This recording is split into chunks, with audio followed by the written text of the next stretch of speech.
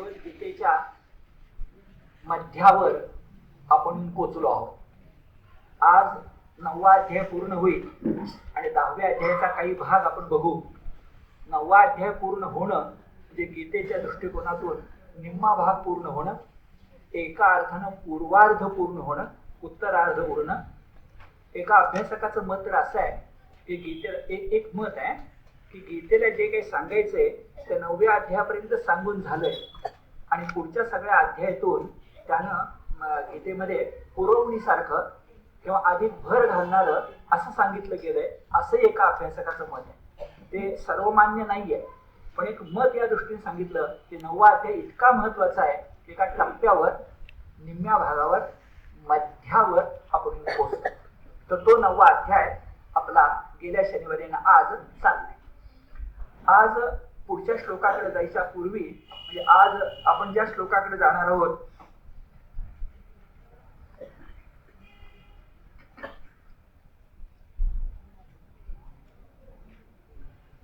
तो श्लोक क्रमांक 20 येणार आहे.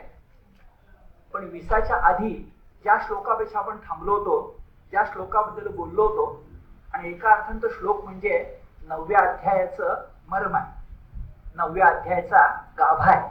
श्लोक असा होता ज्यावर आपण सविस्तर बोललो. सततम कीर्तयन्तो मां यतन्तश्च दृढव्रताः नमस्यन्तश्च मां भक्त्या नित्ययुक्ता उपासते.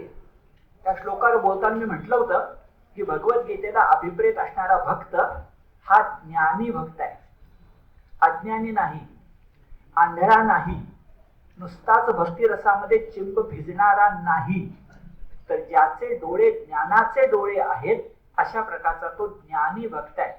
हे कळण्यासाठी त्या ठिकाणची विशेषणं आपण मुद्दाम लक्षात घेतली होती. एक म्हणजे यतन्तः, याचा अर्थ प्रयत्नशील, अखंड प्रयत्न करणारा. मानवी जीवनामध्ये भगवंत मिळवत असताना प्रयत्न करावाच लागतो.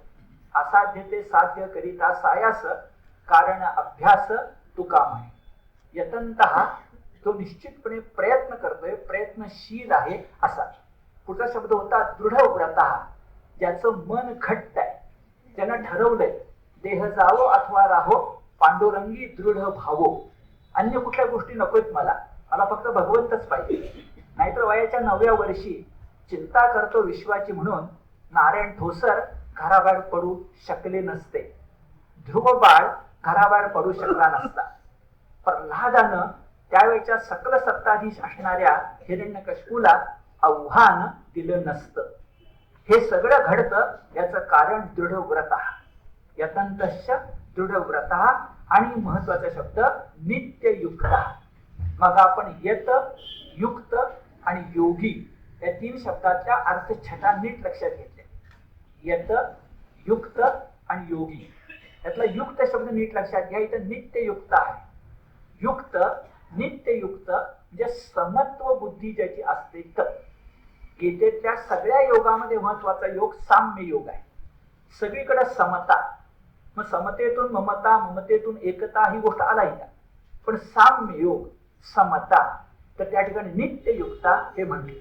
ही तिन्ही विशेषणं महत्वाची आहे. आणि याच्या दुधामध्ये साखर की त्यानं भगवंताचं सतत चिंतन केलं पाहिजे. शब्द काय आहे? सततम कीर्तयन्तो माम. आता सांगितले 3 विशेषणं. भक्त्या, भक्तीच्या साह्यानं नित्ययुक्ता उपासते. या श्लोकाबद्दल आपण बोललो. ही आठवण मी यासाठी केली का त्याच्यानंतर 2-3 गोष्टी मी सांगणार आहे. गरज असेल, शक्य वाटलं तर ते टिपून घ्यायला हरकत नाही. या ठिकाणी कीर्तन भक्ती आहे, ती किती मोठी आहे हे आपण ज्ञानदेवांच्या शब्दांच्या आधारे बघितलं. कृष्ण विष्णू हरी गोविंद या नामाचे निखळ प्रबंध, माझी आत्मचर्चा विशद उदंड गाती, अशा शब्दात आपण त्या ठिकाणी थांबलो होतो. इतकं ते महत्वाचं आहे. मग प्रश्न असा की गीतेमध्ये भक्तियोग तर सगळीकडेच आहे. पूजनीय सोनोपंत दांडेकर म्हणतात त्याप्रमाणे सगळ्या योगाच्या माग अस्तर म्हणून भक्तियोगच आहे. कपड्यात जसं अस्तर असतं शिवलेल्या कपड्याला, तर सगळ्या योगांच्या माग भक्तियोगाचं अस्तर आहे. भक्तियोगात सुद्धा कीर्तन भक्ती महत्वाची आहे, संकीर्तन भक्ती महत्वाची आहे. ती वैयक्तिक नसते, ती सामुदायिक असते. मग प्रश्न असा की अशी कीर्तन भक्ती गीतेमध्ये आणि कुठं कुठं आहे बरं, कुठल्या कुठल्या श्लोकामध्ये आहे बरं? तुम्ही श्लोक क्रमांक सांगतो, नंतर आपण ते स्वतः बघा. आत्ता आपण 9:14 हा बघितलाच आहे, 9व्या अध्यायातला 14वा श्लोक.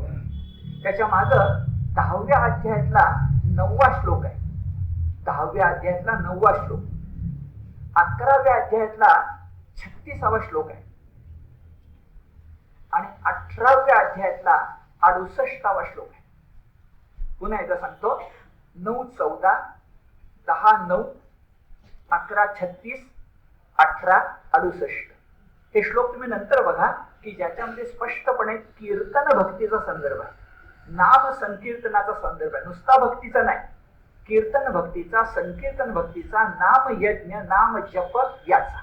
तर हे जाता जाता लक्षात घेणं आवश्यक आहे. आणखी एक गोष्ट मला लक्षात आणून द्यायची आहे, जे गीता मी नेहमी म्हणतो सर, गीता अभ्यासायची ती गीतेच्या श्लोकांच्या मदतीनं.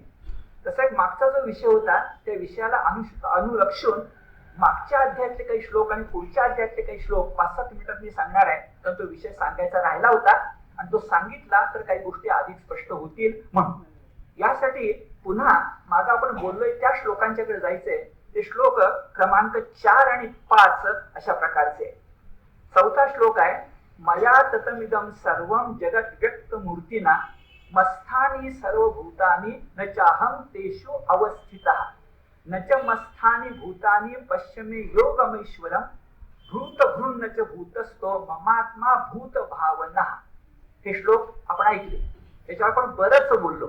आठवते सगळ्यांना की नेहमी जर आपण सांगतो की जे जे भेटे भूत ते ते मानिजे भगवंत, तर या ठिकाणी भगवंत काय म्हणतात की भूतात मी नाही. जे जे भेटे भूत ते ते मानिजे भगवंत भक्तियोग निश्चित जाण माझा, हे जर एकदा सांगतात, अनेकदा सांगतात, तर या दोन्ही श्लोकामध्ये बघा, नच अहम तेषु अवस्थितः, म्हणजे मी त्यांच्यामध्ये समाविष्ट नाही, अवशिष्ट नाही, अवशेष नाही, म्हणजे मर्यादित नाही. पुढे तसंच म्हणतात शब्द बघा, नच भूतस्थः, मी भूत मात्रामध्ये नाही. गृहस्थ, गृहे तिष्ठती सहा गृहस्थः, तसं भूते तिष्ठती सहा भूतस्थः नाही म्हणतात. म्हणजे भूत मात्रामध्ये मी नाही असं म्हणतात. उलट जे जे भेटे भूत ते ते मानिजे भगवंत या अर्थानं म्हणतात. आता हे जे म्हणणं आहे, त्यावेळी मी बोललो तो त्याला जोडून घेतो. हे म्हणणं तत्वज्ञानाच्या एका विशिष्ट उंचीवर गेल्यानंतर करावंच लागतं. त्याला शब्द वापरूया आपण, ते असे आहेत, ज्ञानाची भूमिका एक प्राथमिक असते आणि एक विकसित असते. हे विनोबांचे शब्द आहेत. ज्ञानाची भूमिका, तत्वचिंतनाची भूमिका एक प्राथमिक असते आणि एक विकसित असते. आता जे आपण 4 आणि 5 श्लोक वाचले, यातली भूमिका मी भूत मात्रामध्ये अवशिष्ट नाही, ही विकसित ज्ञान भूमिका आहे. विकसित ज्ञान भूमिका अशीच पुढे पण आहे, ते थोड्या वेळाने सांगतो. विकसित ज्ञान भूमिका आहे आणि प्राथमिक ज्ञान भूमिका जे जे भेटे भूत ते ते मानिजे भगवंत ही आहे. आता ही प्राथमिक भूमिका सगळ्यात चांगली कुठं आली आहे, तर श्लोक क्रमांक टिपून घ्यायला हरकत नाही. 6व्या अध्यायामध्ये 29वा श्लोक आणि 30वा श्लोक. 6व्या अध्यायामध्ये 29वा श्लोक आणि 30वा श्लोक असं आहे बघा. सर्वभूतस्थमात्मानं सर्वभूतानि चात्मनि ईक्षते योगयुक्तात्मा सर्वत्र समदर्शनः योमां पश्यति सर्वत्र सर्वं च मयि पश्यति तस्याहं न प्रणश्यामि सच मे न प्रणश्यति. याच्यावर बोलताना मी महाराष्ट्रातल्या 5 संतांचा संदर्भ दिला होता, ज्ञानेश्वर नामदेवांचा दिला होता, तो आता नको. पण जे जे भेटे भूत ते ते मानिजे भगवंत, ही ती ज्ञान भूमिका प्राथमिक आहे. जे भूतात मी आहे, जे जे भेटे भूत त्यात मी आहे, ही प्राथमिक भूमिका आहे आणि आता सांगितलेली विकसित भूमिका आहे. आता एक गैरसमज दूर करूया. आपण जेव्हा प्राथमिक म्हणतो आणि विकसित म्हणतो तेव्हा आपल्याला चटकन असं वाटून जातं की प्राथमिक म्हणजे प्राथमिक शाळा आणि विकसित म्हणजे शाळा कॉलेज, जे प्रायमरी सेकंडरी असं वाटून जातं. तत्वज्ञानाच्या भाषेमध्ये असं नाही. तत्वज्ञानाच्या भाषेमध्ये प्राथमिक या शब्दाचा अर्थ मूलभूत, जे कळलंच पाहिजे. त्यामुळे गीता असं म्हणते की प्रत्येकाला कळलंच पाहिजे, प्राथमिक आहे, जे मूलभूत आहे. माणूस जन्मास आला की तो श्वासोच्छ्वास करतो, हे काय सांगायला पाहिजे? लहान मूल जन्मास आल्यानंतर रडलं नाही तर घाबरतो आपण. ते रडलं पाहिजे, त्याने श्वासोच्छ्वास घेतला पाहिजे. प्राथमिक आहे, हे मूलभूत आहे. मग प्राथमिक अर्थ प्रायमरी असा चुकून सुद्धा करायचा नाही. तर प्राथमिक म्हणजे मूलभूत. मग विकसित म्हणजे काय? तर विकसित म्हणजे मूलभूत कळल्यानंतर तत्वचर्चेच्या प्रांतात ते विकसित. एखादी गोष्ट मूलतः मला कळली, पण मूलतः कळल्यानंतर पुढे पावलं टाकता येतात की नाही? तेच अन्वय आणि व्यतिरेकानं सांगता येते की नाही हे समजून घ्या. अन्वय आणि व्यतिरेकानं, अन्वय हा एक न्याय आहे आणि व्यतिरेक हाही न्याय आहे. म्हणजे त्याच्यात काय आहे हेही सांगणं आणि त्याच्यात काय नाही हेही सांगणं. अन्वय आणि व्यतिरेक ही विकसित भूमिका आहे. आपण पुढे पावलं टाकायची असतात, म्हणून प्रायमरी न म्हणता मूलभूत म्हणूया. आणि विकसित म्हणजे त्याच्या पुढे जाऊन नच भूतस्था, मी भूत मात्रामध्ये नाही, त्या नचाहम तेषु अवस्थितः हे कळेल. बर, ही विकसित भूमिका गीतेने फक्त इथंच घेतली आहे का? नाही. मी पुढचे 2 श्लोक सांगतो, ते असे आहेत बघा. 13व्या अध्यायामध्ये 27वा श्लोक आहे. 13व्या अध्यायामध्ये 27वा श्लोक दिसेल की ज्याच्यामध्ये आत्ताचे जे शब्द आहेत तेच आलेले दिसतील.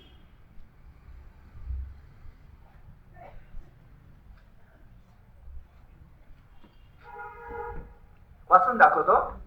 समम सर्वेषु भूतेषु तिष्ठन्त परमेश्वरम विनश्यत विनश्यत विनश्यत विनश्यस्तु अविनश्यत्वम यः पश्यति स पश्यति. जे विनाश पावल्यानंतर शब्द असं बघा, विनश्यत्सु अविनश्यन्तम. जिथं भूत मात्र विनाश पावतात, शब्द काय? विनश्यत्सु. त्यामध्ये अविनश्यतम, याच्यामध्ये विनाश पावला जात नाही. आधी मात्र म्हटले समम सर्वेषु भूतेषु तिष्ठन्त परमेश्वरम. परमेश्वर सर्व भूतमात्रांच्या अंतरी सारखाच राहणार असतो, पण भूत विनाश पावल्यानंतर भगवंत मात्र विनाश पावत नाही. मग असं म्हणता तोच आहे आपला अवशिष्ट का नाही, भूतस्थ का नाही? तर ती नाश पावली तरी नाश न पावणारा तो आहे, हे जो जाणतो तो खरं तत्व जाणतो. या 13-27 मध्ये नेमकी विकसित भूमिका हीच आपल्या लक्षामध्ये येईल. तसंच 13व्या अध्यायामधला 32वा श्लोक हा बघण्यासारखा आहे. 32वा, त्या 32व्या श्लोकामध्ये आकाशाचा उल्लेख आलाय.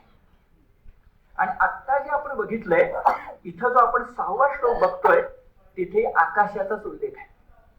6वा श्लोक आता जो आपला चालला 9व्या अध्यायामध्ये तो कसा आहे बघा. यथा आकाश स्थितो नित्यं वायू सर्वत्र गो महान तथा सर्वाणि भूतानि मत्स्थानीत्युपधारय. आकाशामध्ये वारा असतो, वाऱ्यामध्ये आकाश असत नाही. काय म्हणतात बघा, आकाशामध्ये वारा असतो, वाऱ्यामध्ये आकाश असत नाही. आकाशामध्ये वारा असतो, पण वाऱ्याचा लेप आकाशाला लागत नाही. जसं मागे 2 उदाहरण घेतली होती.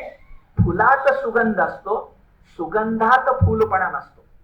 अग्नीत धूर असतो, धुरात अग्नी नसतो. तसंच इथं आकाशाचं उदाहरण आहे. आणि मला विशेष वाटतं गीतेमध्ये इथेही आकाशाचं उदाहरण आहे. आणि आता जो श्लोक मी सांगतोय 32वा 13-32 त्यात आकाशाचंच उदाहरण आहे. फक्त त्या ठिकाणी सूक्ष्मत्व असा शब्द वाढलाय आणि ते आकाश लिप्त होत नाही असं म्हटलंय. म्हणजे आता आपण म्हणतोय ना वाऱ्यामुळं आकाशाला लेप लागत नाही. किंवा ज्ञानदेवीतले शब्द आहेत, साही ऋतू समान जैसे काहे गगन. ज्ञानेश्वरीमध्ये 12 अध्यायात येत साही ऋतू समान जैसे काहे गगन. 6 ऋतू आहेत की नाही, पण त्या 6 ऋतूचा लेप गगनाला म्हणजे आकाशाला लागतो का? तिथं सूक्ष्मत्वाचा उल्लेख आहे, पण आकाशच आहे. आणि आता सांगितलेलं ते पण आकाशच आहे. म्हणजे असं घडलं पहा की 4 आणि 5 याचा माग संदर्भ 6व्या अध्यायाशी आहे आणि पुढे संदर्भ 13व्या अध्यायाशी आहे. जे 6, 9 आणि 13 याच्यातल्या श्लोकांचा आधार घेतला तर आता म्हटल्याप्रमाणे प्राथमिक म्हणजे मूलभूत आणि विकसित जे ज्ञान चर्चा, ज्ञान गोष्टी याबद्दल निश्चितपणे भगवंत सांगतायत की एका टप्प्यावर मूलभूत लक्षात घे, जे जे भेटे भूत ते ते मानिजे भगवंत हा भक्तियोग निश्चित जाण माझा, पण ती भक्ती आंधळी होऊ देऊ नकोस की भूत मात्र संपली, की भूत मात्रातला भगवंत पण संपला. ती आंधळी भक्ती होते. मूर्ती भंजन ही गोष्ट वाईट आहे, पण मूर्ती संपली पण मूर्तीमधला भगवंत संपत नाही. आपण त्यात जर अडकून पडायला लागलो तर विकसित भूमिका, मूलभूत आहे ठीक आहे, पण विकसित भूमिका हरवल्यासारखी होईल. आणि आपल्या सगळ्या तत्वज्ञानामध्ये इतका काटेकोरपणा आहे. आपण वेद उपनिषद वाचायला लागलो, शंकर भाष्य वाचायला लागलो तर शब्दा शब्दावर शंकराचार्य कसं बोलतात हे बघण्यासारखं आहे. एक शब्द मुद्दाम सांगतो, वेदांतामध्ये मल्ल असा शब्द वापरला गेलाय. मल्ल, जसं कुस्तीमध्ये मल्ल असतो की नाही, तर वेदांतात चर्चा करताना सुद्धा एका अर्थानं मोक्ष मल्ल असा शब्द वापरला. म्हणजे मोक्षाची चर्चा करताना मल्ल लाजेल असे डावपेच, अशी युक्ती, अशी भिन्न भिन्न भाषा ही केली जाते. जाता जाता एवढं लक्षामध्ये घ्या. जे सांगायचं राहिलं होतं ते सांगितलं. आता मूळ मुद्द्याला येऊया. आणि मूळ मुद्द्यात सुद्धा एक गोष्ट मला सांगायची आहे. गीता सगळ्यांचा आदर करते, गीता सगळ्यांचा आदर करते, त्यातला ग्राह्यांश स्वीकारते, पण ग्राह्यांश स्वीकारल्यानंतर आपलं म्हणणं सोडत नाही.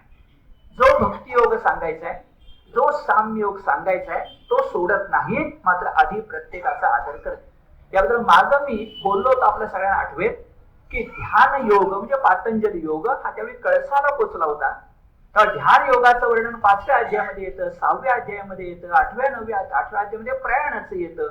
पण हे सगळं ध्यान योगाचं आल्यानंतर प्रत्येक ध्यान योगाच्या महत्वाच्या श्लोकांनंतर भक्तियोग येतो.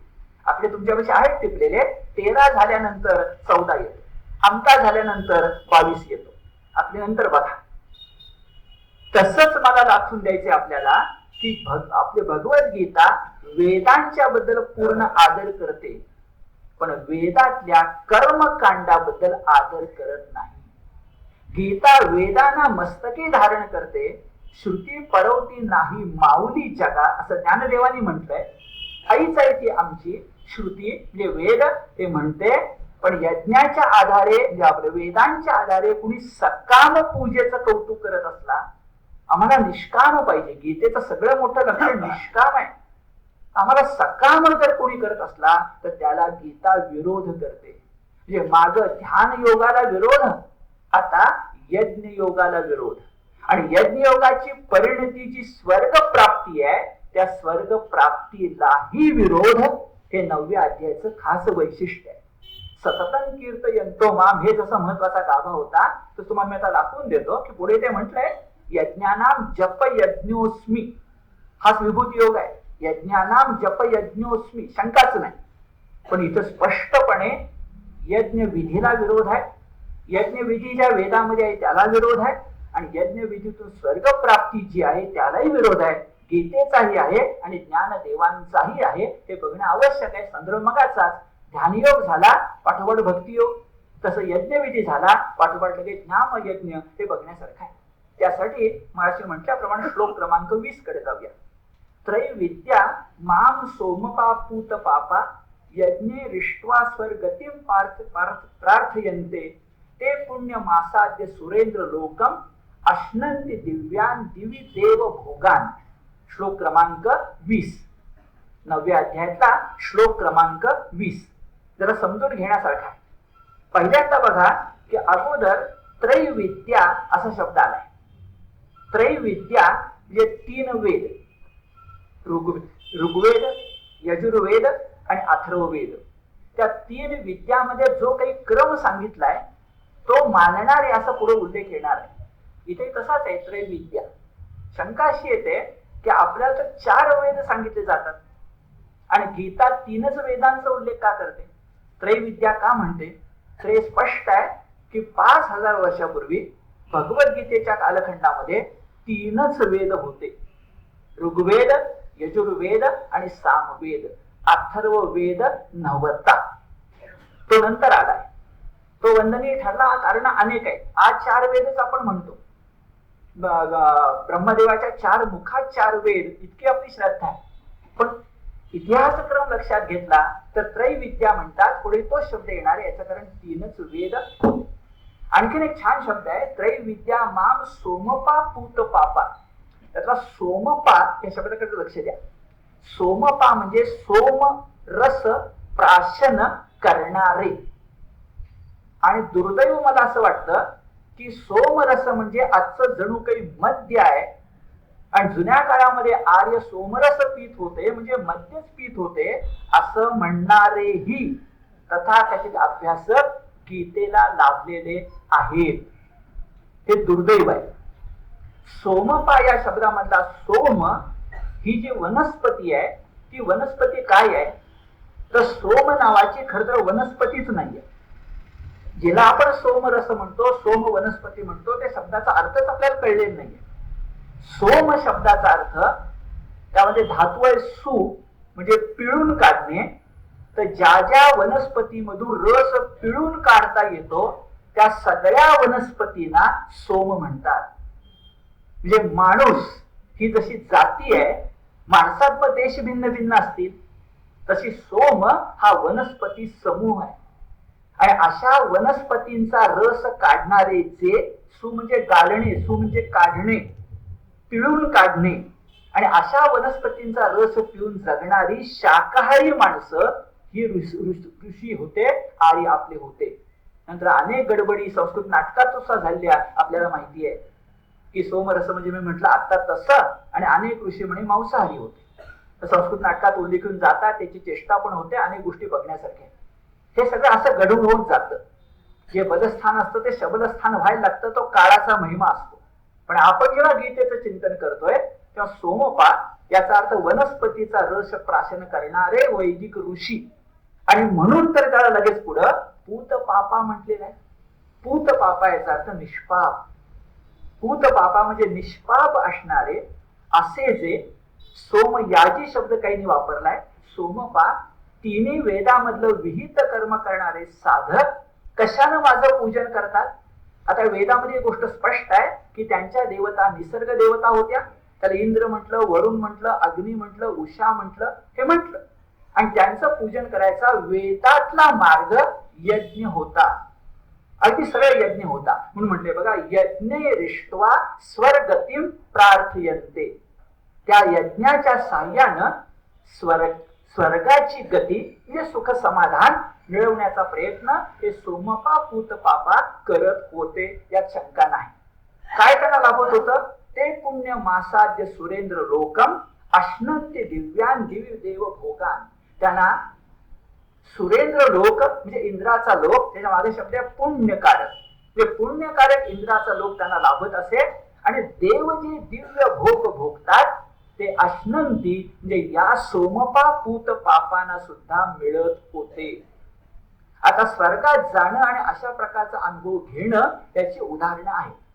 अगदी मोठं उदाहरण सांगायचं तर संतश्रेष्ठ एकनाथांनी एकनाथी भागवत ग्रंथ ज्याच्यावर लिहिलाय ते संस्कृत भागवत एकादश स्कंध, ते 11वा स्कंद, त्याच्यावर एकनाथी भागवत आहे संपूर्ण 31 अध्यायाचं, 18,800 श्लोक ओळ्यांचं.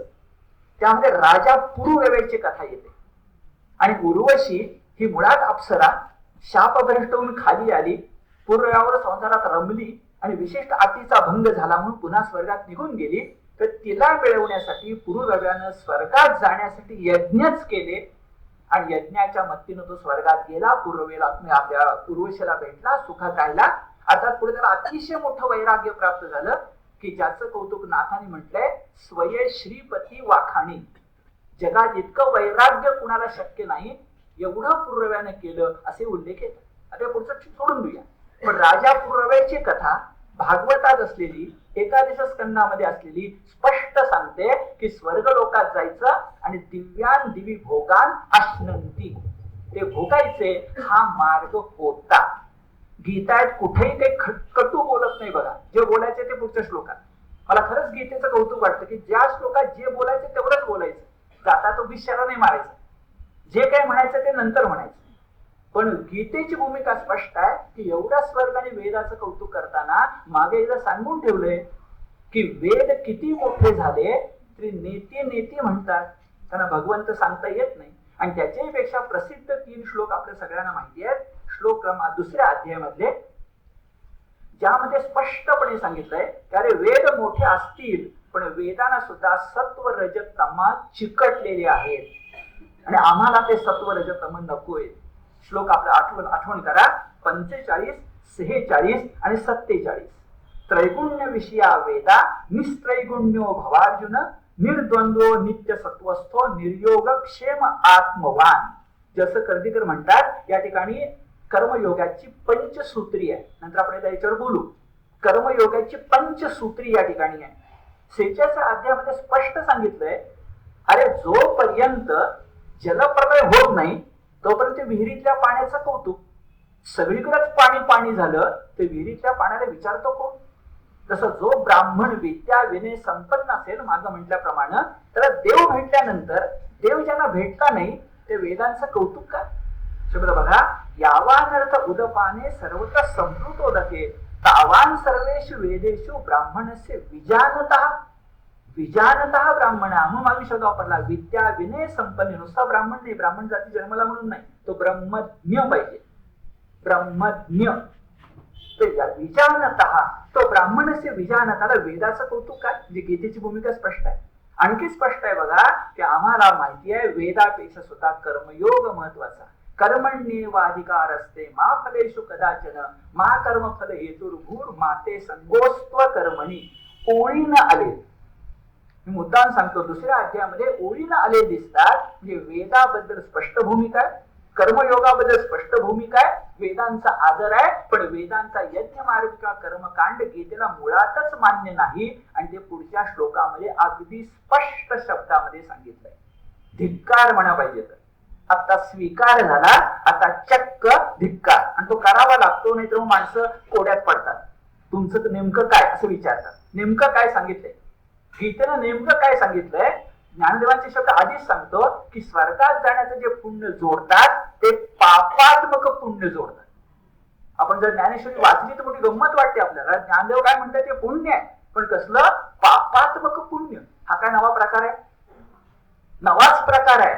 कारण यज्ञ मार्गामध्ये नाही म्हटलं तरी विषमता आहे, यज्ञ मार्गामध्ये नाही म्हटलं तरी हिंसा आहे, यज्ञ मार्गामध्ये नाही म्हटलं तरी काही कर्मकांडाचं वैपुल्य आहे. मी कर्म मार्ग नाकारत नाही, पण कर्मकांड नाकारत. कारण माणसं त्यातच गुंतून पडतात मग, आणि कर्मामागचं मर्म आणि वर्म विसरतात आणि कर्मच करत राहतात. ते कर्म खरं नाही. मग इतकं स्पष्टपणे सांगितलं पुढच्या श्लोकात बघा.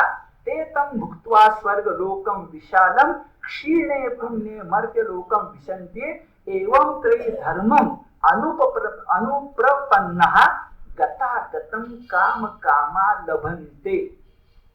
ज्ञानदेवाचे शब्द येर झारा घालत राहतात, आणि जे भक्ती करतात त्यांच्या येर झारावर चिरा पडो असं 12व्या अध्यायामध्ये ज्ञानदेवांनी म्हटलंय. येरझार, पुन्हा पुन्हा पुनरुपी जन्म, पुनरुपी मरणम, पुनरुपी जननम, हे पुन्हा पुन्हा चालू राहतं. स्वर्ग लोकात जाण्यानं येण्यानं चालू राहतं. पुरुरव्याचं चालू राहिलं, ज्याचं वैराग्य भगवंतानं वाखाणलं तर चालू राहिलं. पण स्पष्ट म्हटलंय बघा. ते तम भुक्त्वा स्वर्ग लोकम विशालम. ही सोमपा पूत पापा चांगली माणसं दिव्य दिव्य भोगान असनंती, पण नंतर मात्र स्वर्गातले विशाल भोग भोगल्यानंतर परिणती काय? क्षीणे पुण्ये मर्त्य लोकम विशन्ति. पुन्हा त्यांना माणसाच्या जन्मात मृत्यू लोकात, आणि मृत्यू शब्द फार महत्वाचा आहे. जिथं मृत्यू आहे तो मृत्यू लोक. स्वर्गामध्ये मृत्यू नाही आहे, तिथं अजर अमर अमृत. मृत्यू लोक हा मृत्यूच आहे मुळी. तर मृत्यू लोकांमध्ये मृत्यू पावायला तर यावं लागतं. येर झारा करतात. आणि गीता किती तर्कशुद्ध लिहिते. मला खरंच विशेष वाटतं. क्षीणे पुण्ये मर्त्य लोकम विशन्ति. जर अभ्यास सांगायचा तर नष्टे पुण्ये क्षीण नष्टे पुण्ये मर्त्य लोकम विशन्ति. काय म्हणायला हरकत होती? त्यांचं पुण्य संपलं म्हणून. तर पुण्य संपलं म्हणून खाली येतात ना. ज्ञानदेवांची उपमा दिली आहे त्या ठिकाणी चित्र म्हणजे थक्क करणारी आहे. किती ती माणसं पापात्मक पुण्य जोडणारी आहेत. याबद्दल आपण जर स्वतःच वाचा. ध्यानात एवढं घ्या. क्षीणे पुण्य का म्हटलं, नष्टे पुण्य का म्हटलं नाही? तर तत्वज्ञान सांगतं की जन्म घ्यायला सुद्धा थोडं पुण्य लागतं. कुठला तरी जन्म घ्यायला पुन्हा पुण्य थोडं तरी लागतं, अवशिष्ट लागतं. पुण्यच नाही तर मग तुम्ही आंध्राच्या गर्तेतच. म्हणून क्षीणे पुण्य, त्यांचं पुण्य क्षीण होत आलं, संपलं नाही, नष्ट झालं नाही. किती सूक्ष्मता आहे बघा. क्षीणे पुण्य मर्त लोकम विशन्ति. पुढे म्हटलं एवं त्रयी धर्मम अनुप्रपन्नः. आता त्रयी धर्म कुठला? त्रैविद्या. अथर्ववेद नाहीच, ऋग्वेद, यजुर्वेद, सामवेदामध्ये जो त्रयीधर्म, त्रयींचा धर्म, वेदत्रयीचा धर्म, म्हणजे मग त्या ठिकाणी यज्ञ मार्ग आला. त्याचं अनुप्रपन्न, त्याचं अनुसरण करणारे, अगदी मराठीमध्ये पाळणारे, जे नियम सांगितलेत ना ते पाळणारे, 3 वेदातील यज्ञ धर्म पाळणारे गतागतम लभंते, येर झारा मिळवतात. दुसरं त्यांना काही मिळू शकत नाही, एवढंच आपल्याला दिसेल. ज्ञानदेवांच्या भाषेमध्ये बोलायचं तर खऱ्या अर्थानं स्वर्गाचं आमिष, त्या आमिषाच्या मागे धावण्यात अर्थानं आमिष कळतं. यज्ञ मार्गातून स्वर्गाचं आमिष आहे, ज्याची गरज नाही. यज्ञ फलातून आपल्याला स्वर्गारोहण मिळतं, पण ज्ञानदेवांच्या भाषेमध्ये ते पापात्मक पुण्य अशा प्रकारचं आहे. आणि अशा पापात्मक पुण्यानं पुन्हा आपल्याला पुनर्जन्मच मिळणार, यात कुठल्याही प्रकारची शंका नाही. म्हणजे असं म्हणूया, वरच्या पहिल्या श्लोकामध्ये वेदांचा आदर केला, वेदांचा स्वीकारही केला, पण लगेच पुढे वेदांतल्या कर्मकांडाचा आणि यज्ञ मार्गाचा स्वीकार केला नाही. क्षीणे पुण्य म्हणून तर धिक्कारच केला. आणि कशाचा स्वीकार करायचा लगेच पुढे गीता सोडतच नाही आपल्याला, लगेच पक्केपणाने पुढे सांगते, अनन्याश्चिंतयन्तो माम ये जना पर्युपासते तेषां नित्याभियुक्तानां योगक्षेमं वहाम्यहम्. वेद, यज्ञयाग नको, स्वर्ग नको, मग काय पाहिजे? लगेच अनन्यश्चिंतयन्तो माम, अनन्य निष्ठा, चिंतन. पुन्हा शब्द बघा, अनन्य, अन्य, दुसरा नाही, एक भगवंतच फक्त. अनन्यश्चिंतयन्तो माम ये जनाः पर्युपासते, जे माझी उपासना करतात, तेषां नित्याभियुक्तानां. पुन्हा शब्द बघा, नित्य अभियुक्त, पुन्हा युक्त शब्द म्हणजे योगीच. तो जो योगी असतो, नित्य योगी असतो आणि भगवंताचं चिंतन करतो, दुधामध्ये साखर पडते. जो योगी असतो आणि भगवंताचं चिंतन करतो, त्याच्यावरती तुम्ही काय करतो? केवढं मोठं आश्वासन आहे, योगक्षेमं वहाम्यहम्, त्याची सगळी काळजी मी घेतो. अभ्यासकाने म्हटलंय, आई आणि मूल याचं जसं नातं असतं, तसं भगवंत आणि भक्ताचं नातं आहे.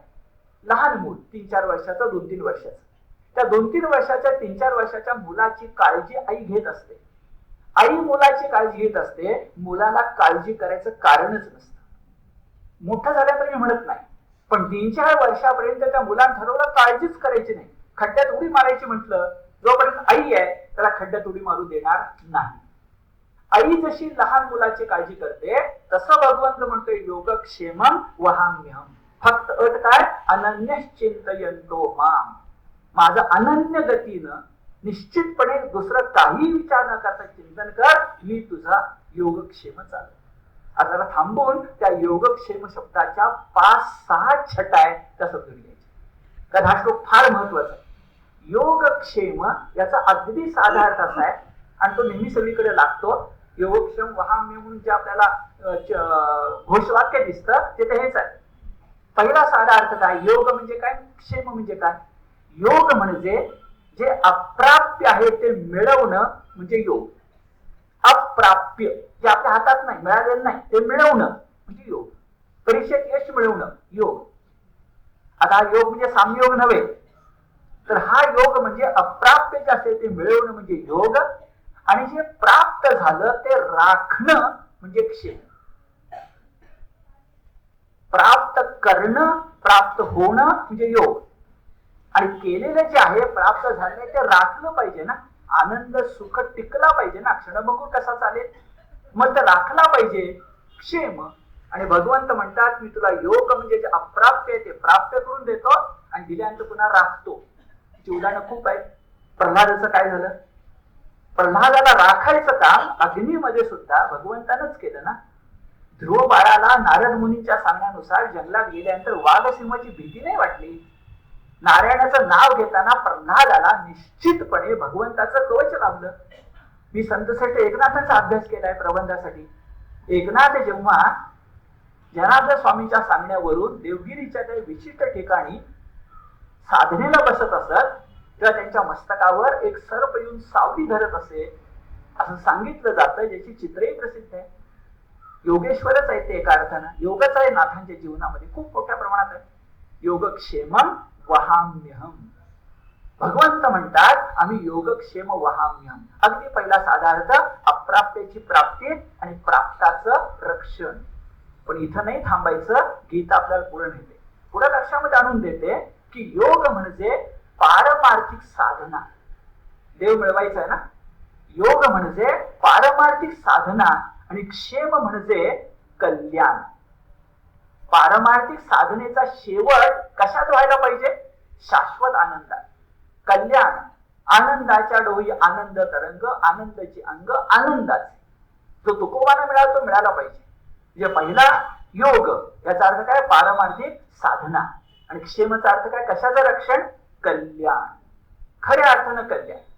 म्हणून दुसरा अर्थ काय? तिसरा जो अर्थ असा आहे तो असा, योग म्हणजे अप्राप्याची प्राप्ती ना, म्हणजे ईश्वर दर्शन. नरजन्मामध्ये ईश्वराचं दर्शन होणं मोठं कठीण आहे. पण पुन्हा आठवतो म्हणून सांगतो, संत श्रेष्ठ एकनाथांना दत्त महाराजांचं दर्शन झालं. आपण आरतीमध्ये म्हणतो बघा, दत्त येऊनिया उभा ठाकला, सद्भावे साष्टांग प्रणिपात केला, प्रसन्न होऊन आशीर्वाद दिदला, जन्म मरणाचा फेरा चुकविला. हे कुठं घडलं सांगतो? काशीत घडलं.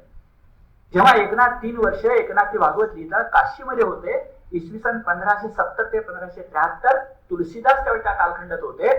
तिथे एका देवळामध्ये नाथ कीर्तन करत होते आणि दरवाजातून श्री दत्त महाराज आले. म्हणून आमच्या आरतीमध्ये म्हणतायत दत्त येऊनिया उभा ठाकला. आता ईश्वर दर्शन आहे की नाही हा वादाचा विषय होऊ शकतो.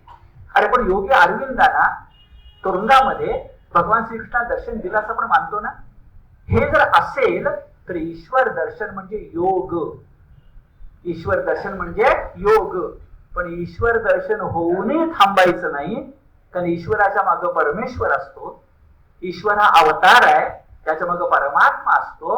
म्हणून पुढच्या क्षेमचा अर्थ आत्मदर्शन.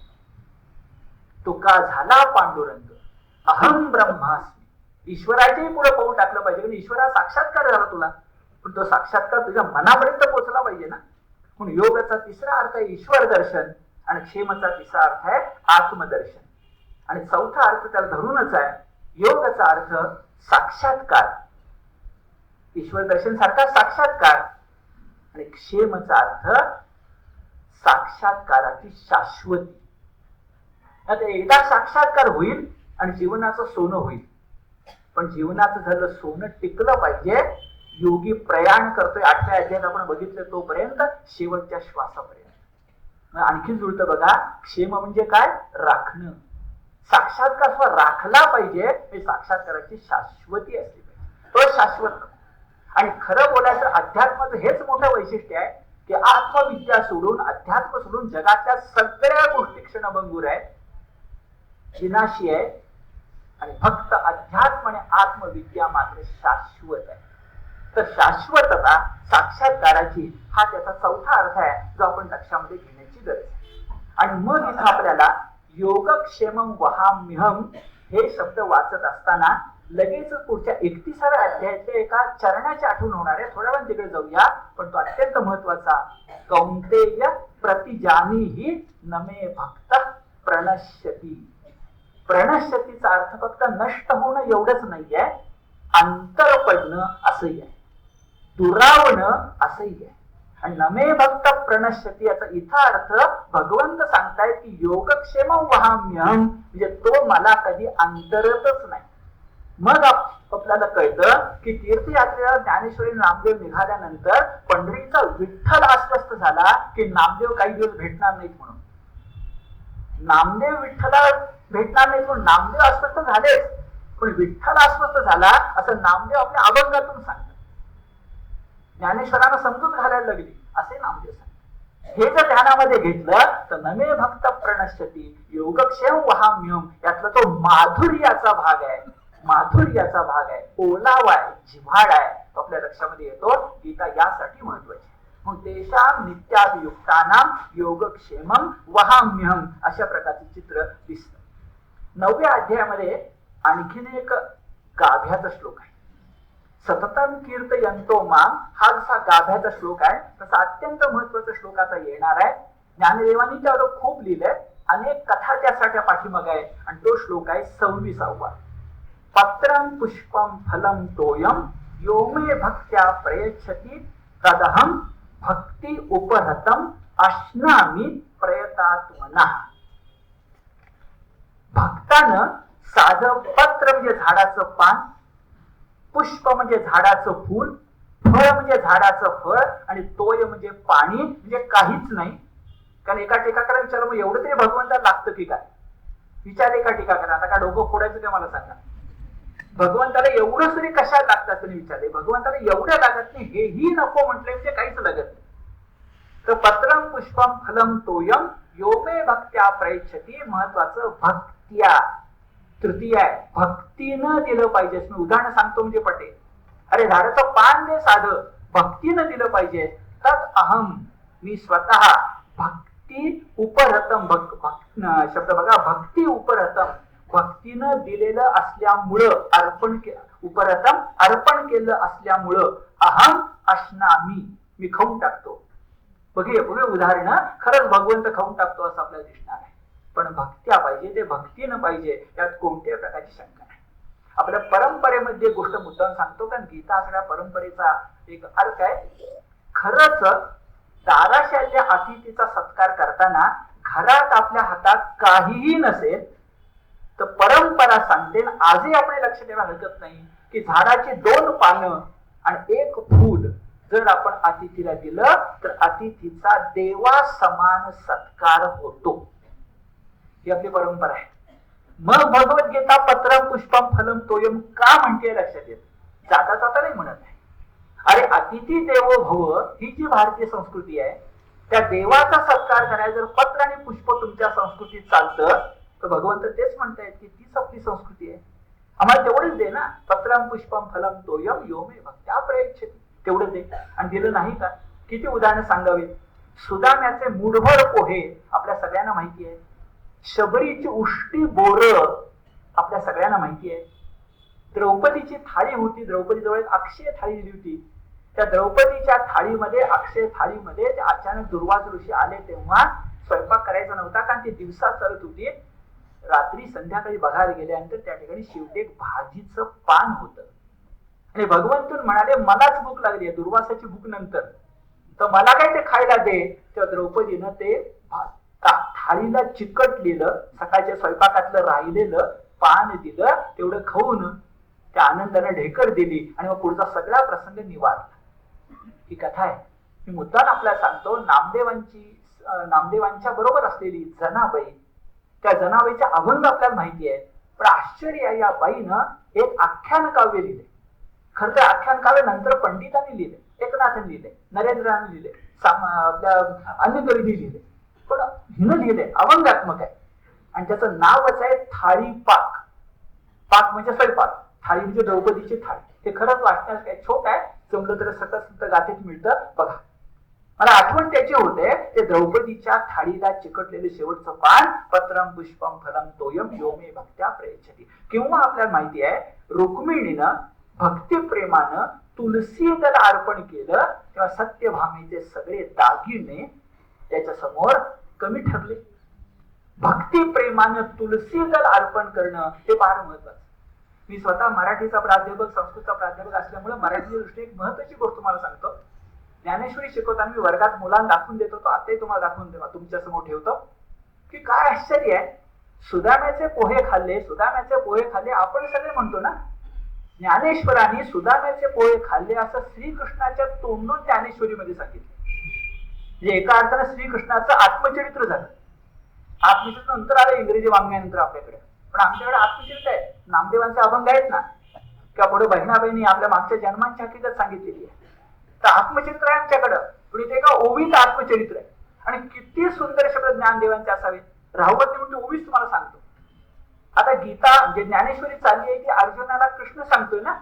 आता कृष्ण कसं आत्मचित्र बोलतोय बघा, जे रंगभूमीच्या नटानं दुसऱ्या नटाशी बोलावं तसं. हे सांगावे काय किरीटी, ज्ञानेश्वर बोलताय, हे सांगावे काय किरीटी म्हणजे अर्जुना. अरे तुला किती सांगू, हे सांगावे काय किरीटी, तुम्ही देखील आपुल्या जेठी तुम्ही तुमच्या दृष्टीनं पाहिलं, मी सुदामाची या सोडी गाठी पोहे या लागी. आणि त्या फाटक्या तुटक्या कपड्यामध्ये बांधलेले पोहे मिळवण्यासाठी मी गाठी सोडल्या नाहीत का? ते तुम्ही बघितलं ना. आता अर्जुन जवळचे तो होता की नाही कुणास ठाऊक, असावा. पण तुम्ही बघितलं किरीटी. आणि मग ज्ञानेश्वरीची अत्यंत महत्वाची ओवी येते. शब्द असे आहेत बघा, सुदामाच्या सोडी गाठी पव्हे लागी, पैगा भक्ती एकची मी जाणे. सुदामाचं उदाहरण आत्मचरित्र म्हणून घेऊन ज्ञानदेव सांगतायत. म्हणजे आधी दृष्टांत आणि सिद्धांत. पै मी भक्ती एकची जाणे, तेत सान थोर मी न म्हणे. सुदामा दरिद्री आणि श्रीकृष्ण सोन्याच्या द्वारकेचा अधीश. पै मी भक्ती जाणे, तेत सान थोर मी न म्हणे. आणि सुभाषित आहे, आम्ही भावाचे पाहुणे भलते या. तो वानर असणारा हनुमंत असू दे, जांबुवंत असू दे, नर असू दे, नारायण असू दे, कोणी असू दे, आम्ही भावाचे पाहुणे भलते या. भलत सलत पण देवाला चालतं, इतरांना नाही चालत. पण ते जे भलत आहे ते मला चालतं असं ज्ञानदेव सिद्धांतात म्हणतात. आणि आधी दृष्टांत देतात, आत्मचित सांगतात. ते पैगा किरीटी, तुम्ही देखील तुमच्या दिठी पव्हे लागी सोडी गाठी. हे खरोखर बघण्यासारखं आहे. ज्ञानेश्वर किती त्यामध्ये आपल्याला उडून नेतायत ज्ञानेश्वरीमध्ये गीतेच्या अंगानं, ते अशा एखाद्या याच्यामधून आपल्याला कळून जाईल.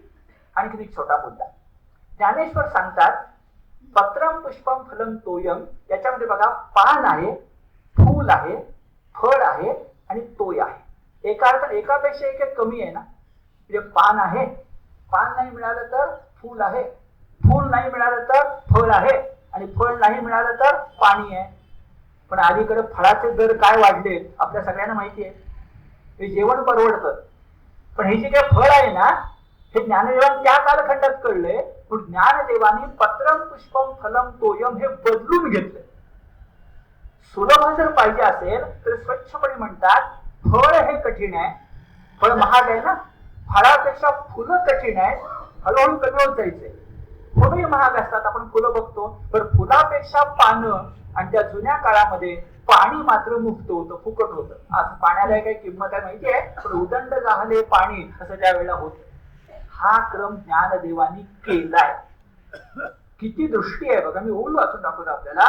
एर पत्र पुष्प फळ, ते भजावया मीस केवळ. मीस म्हणजे मीस, निमित्त. येर पत्र पुष्प फळ, ते भजावया मीस केवळ. आमुचा लाग निखळ भक्ती तत्व. लाग म्हणजे अनुबंध. आमचा अनुबंध एकच, भक्ती तत्व. पान दे, फूल दे, फळ दे, काही दे, पण सुलभता पाहिजे असेल तर गीतेलाही बदलायचं काम ज्ञानेश्वर करतात. हे जाता जाता लक्षामध्ये घ्यायला हरकत नाही. आणि पुन्हा मनात पक्क बसलं पाहिजे की श्री फळं बिळं देऊन झाली, अरे पण बाबा लक्षात ठेव, जे जे करतोस ना ते ते कृष्णार्पण म्हणून. पण आपल्या परंपरेत किती आहे बघा, छोटी छोटी गोष्ट करताना सुद्धा आपण कृष्णार्पण म्हणतो. हे सगळं गीतेकडनं आलं. गीता पुन्हा सांगते, यत् करोषि यदश्नासी यत् जुहोसी तदासी यत् तपस्यसि कौंतेय तत् कुरुष्व मदर्पणम. तिथं 5 गोष्टी सांगितल्या. जे करतोस, जे खातोस, जे हवन करतोस. मला पुन्हा गंमत वाटते, गीता यज्ञमार्ग सोडत नाही का? त्या काळामध्ये यज्ञमार्ग होता. आज हा शब्द तुम्हाला मला फारसा माहिती नाहीये. आजही पुण्यामध्ये आहे मला माहिती आहे, पण सर्वत्र नाहीये. हवन कदाचित कळणार पण नाही अशी तरुण पिढी झाली आहे. पण इथं मात्र गीतेमध्ये हवन शब्द आलाय. यत् करोषि म्हणजे जे करतोस, जे खातोस, जे हवन करतोस. तो छान आहे. जे दान देतोस आणि जे तप करतोस ते सगळं मला अर्पण कर. याच्या पलीकडे दुसऱ्या कशाचीही गरज नाही. साध्या भाषेमध्ये सारं काही कृष्णार्पण करायचं, बरोबर शब्द वापरायचा, तर जे भावनीय आहे तेही करायचं आणि जे जीवनीय आहे तेही करायचं. जगणंही करायचं आणि विचार करणंही करायचं. सगळंच मुळी कृष्णार्पण करायचं, अशी ती स्थिती आहे. आणि यासाठी एक लक्षात ठेवायचं की कृष्णार्पण करण्यासाठी, ती भक्ती लक्षामध्ये घेण्यासाठी पुढच्या श्लोकात तो संदर्भ येणार आहे, पण आधी सांगतो, जी सेवा करायची ती थोडी केली तरी चालेल. मोठी सेवा पाहिजे असं नाही. शेवटी सेवा किंवा भक्ती हे चिन्ह आहे, आणि ते चिन्ह तुम्ही किती मनापासून अर्पण करता यावर सारा अवलंबून आहे. विनोबांच्या भाषेमध्ये इथं प्रश्न मापाचा नाहीये, इथं प्रश्न आकाराचा नाहीये, इथं प्रश्न किमतीचा नाहीये, इथं प्रश्न भावनेचा आहे. आता सुदामा श्रीकृष्णाला ओढून घेऊ शकलाच नसता, तर कुठली तरी मैत्री होती, काय त्याला मोठा अर्थ सांदीपनीच्या आश्रमातली, पण ती मैत्री अक्षय टिकली. याचं कारण मुद्दा किमतीचा नाही, मापाचा नाही, आकाराचा नाही, मुद्दा भावनेचा आहे. आणखी थोडं, यद करोसी यदस्नाशी यद जुहोसी ददासी यद, हे सगळं का सांगितलंय बरं? तर जरा आठवतं का बघा, मगाशी आपण म्हटलं तर यतंतः दृढव्रतः, भक्ती सुद्धा कष्टाची गोष्ट आहे, जाता जाता होत नाही. भक्ती तो कठीण सुळावरील पोळी. उदाहरण सांगायचंय का अभ्यासकांनी दिले, तेल पाहिजे असेल तर तिळातून तेल काढावं लागतं, प्रयत्नच करावे लागतात तर तेल निघतं. आणि जुन्या काळामध्ये अग्नी जेव्हा यज्ञाला लागायचा तर आता सगळा काड्याच्या पेटीतून तो मिळत नव्हता. इंधन अग्नी लाकडावर लाकूड घासूनच मिळवायला लागायचं. जे प्रयत्न केल्याशिवाय ना यज्ञ आहे, प्रयत्न केल्याशिवाय ना भक्ती आहे. तिळातून तेल काढायला प्रयत्नच पाहिजे, काष्ठातून अग्नी काढायला प्रयत्नच पाहिजे. म्हणून तप करतोस, दान करतो, जे जे काही करतोस ते सगळं तू कर.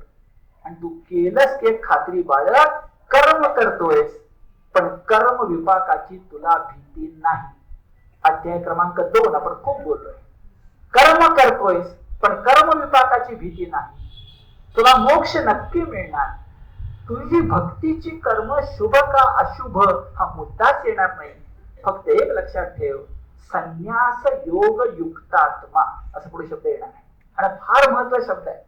संन्यास योग युक्तात्मा करण्यासाठी मागे शब्द वाढवायचा, फल संन्यास योग युक्तात्मा. ते गीतेत नाहीये, आपण वाढवायचं. त्याचा संन्यासाचा अर्थ कळत नाही. पण फलसंन्यास योग युक्तात्मा म्हटलं की सगळे प्रश्न सुटतात, तिथं उजाडतं, एकदम कळतं. कसला योग, कसला युक्तात्मा, कशाचा संन्यास, फळाचा. आणि एकदा फलाचा संन्यास तुला करता आला, लोकमान्य हेच म्हणतात निष्काम कर्मयोग, आसक्ती रहित कर्मयोग. की वर केवढं आश्वासन दिले बघा, शुभाशुभ फले रेवम मोक्षसे कर्म बंधनई. शुभ असो अशुभ असो, तुला कशाची काळजी नाही, तुला मोक्ष मिळणारच. कुठलंही म्हणजे बंधनातून मोक्ष मिळणार. शुभ अशुभाच्या पलीकडे तू जाणार. फक्त संन्यास योग युक्तात्मा, फल संन्यास योग युक्तात्मा विमुक्त. नुसता मुक्त नाही, विशेष मुक्त आहेस. आणि जाशील कुठं बाबा, माझं सांगितलं ना, योगक्षेम वहाम्यम, स्पष्ट म्हटलंय, माम उपैष्यसी, मला येऊन मिळशील. गंगा यमुना समुद्रालाच मिळणार आणि पुढे जाऊ शकणार नाही. तिथंच त्यांचा शेवट आहे, ते विलयच पावणार. फक्त भगवंतामध्ये तुका झाला पांडुरंगच होणार. आणि भगवंत सांगतायत माम उपैष्यसी, माझ्या ठिकाणीच तू राहशील, कुठल्याही प्रकारची काळजी नाही. फक्त तू युक्तात्मा हो. शब्द बघा, युक्तात्मा म्हणजे शुद्ध अंतःकरणाचा हो, की तू मुक्त होशील आणि मला मिळशील, त्यात कोणत्याही प्रकारची शंका नाही. हे सांगताना मग ज्याचा आपण संदर्भ दिला होता तो श्लोक आहे 31वा. क्षिप्रम भवती धर्मात्मा शाश्वत शांती निगच्छति कौंतेय प्रतिजानीहि नमे भक्त प्रणश्यति. मग संदर्भ आपण घेतला होता, योगक्षेमम वहाम्यम नमे भक्त प्रणश्यति. प्रणश्यतीचा अर्थ नष्ट होत नाही, अंतरत नाही, दुरावत नाही. जो पाहिजे तो घ्या, संदर्भाने घेणं अधिक चांगलं. आता मग मुद्दा, क्षिप्रम भवती धर्मात्मा शाश्वत शांती निगच्छति. मी एकदम पुढच्या श्लोकाकडे गेलो, पण मागचा संदर्भ सांगतो. क्षिप्रम भवती धर्मात्मा, तो ताबडतोब धर्मात्मा होतो. मधले श्लोक सोडलेच म्हणून सांगतो. ते कुणाबद्दल म्हटलंय बरं? अरे वाल्याचा वाल्मिकी होतो त्याबद्दल म्हटलंय. तुम्ही जीवनामध्ये पाप करणारच नाही की तुमच्या हातून पाप होणारच नाही, हे शक्य आहे का? शेवटी हा मृण्मय आहे, त्याला चिन्मय करायचंय. ही काही सोपी गोष्ट आहे? मातीच्या घटामध्ये आकाश आहे खरं, पण त्या आकाशातला परमात्मा कोंडून ठेवायचा आहे त्या घटामध्ये, ही गोष्ट सोपी गोष्ट आहे? अनेक जन्मानंतर मनुष्य जन्म मिळालाय खरा, पण नराचा नारायण होणं ही काही सोपी गोष्ट आहे? नाहीये सोपी. तुझ्यातून चूक होऊ शकेल. इंग्लिश मध्ये म्हणतात टू अर्न इज ह्युमन. चुकणं, स्खलनशीलता हा माणसाचा धर्म आहे, माणसाचा. आणि जर माणसाचा धर्म असेल तर त्याला आश्वासन दिलंय, क्षिप्रम भवती धर्मात्मा. शब्द बघा, मागं महात्मा होता, आता धर्मात्मा. काय काळजी करू नकोस, पुढच्या श्लोकात तेच पुन्हा येणार आहे. आणि ज्याला पाप योनयः म्हटलं गेलं त्यांना सुद्धा गती मिळते असं पुढे येणार आहे. श्री साखळी आहे, धर्मात्मा, पाप योनी वगैरे. तर क्षिप्रम भवती धर्मात्मा शाश्वत शांती निगच्छती. शाश्वत शांती, त्याला कायमची शांती म्हणजे मोक्ष निश्चितपणे मिळेल. आणि मग म्हटलंय कौंतेय प्रतिजानीहि, पक्क लक्षात ठेव. प्रतिजानीहि या शब्दाचा अर्थ काय? निश्चित लक्षात ठेव, पक्क लक्षात ठेव. काय लक्षात ठेव? नमे भक्त प्रणश्यती. म्हणून आपल्या देवळामध्ये लिहिलं असतं, नमे भक्त प्रणश्यती. त्या योगेश्वर श्रीकृष्णावर आमचा विश्वास आहे.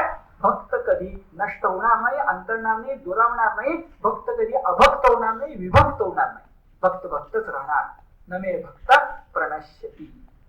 गीतेचं चिंतन करताना आणखी थोडं लक्षात घेण्यासारखं आहे की जी भगवद्गीता आपल्याकडे 700 श्लोक आहेत त्याच्यामध्ये पाठभेद फार कमी ठिकाणी आहे.